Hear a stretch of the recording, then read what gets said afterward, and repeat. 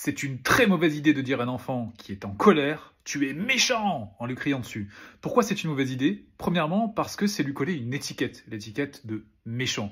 Et surtout une étiquette qui va être associée à un comportement. Ce comportement, c'est l'expression d'une émotion. Alors certes, l'expression de la colère peut être violente, et cette expression de la colère a besoin d'être guidée, canalisée, et cela va arriver avec la maturité cérébrale de l'enfant.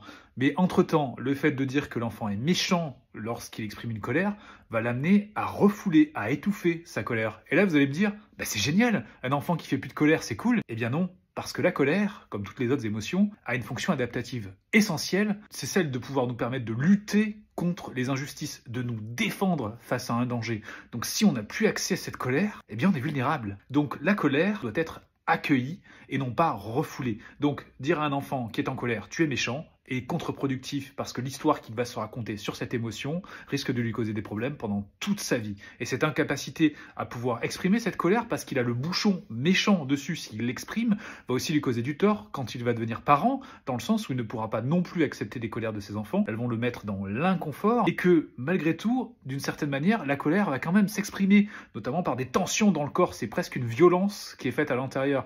Et n'oublions pas que le barrage peut aussi s'écrouler, c'est-à-dire que les colères cumulées depuis tant de temps peuvent d'un coup sortir. Donc évitons de mettre cette étiquette de méchant sur les enfants qui expriment des colères. Un enfant qui exprime une colère n'est pas méchant, il est juste dans l'incapacité de pouvoir réguler cette émotion. L'émotion est ok, son expression, elle, mérite d'être guidée et cela se fait grâce à un accompagnement empathique et bienveillant de l'adulte qui parvient à garder son calme.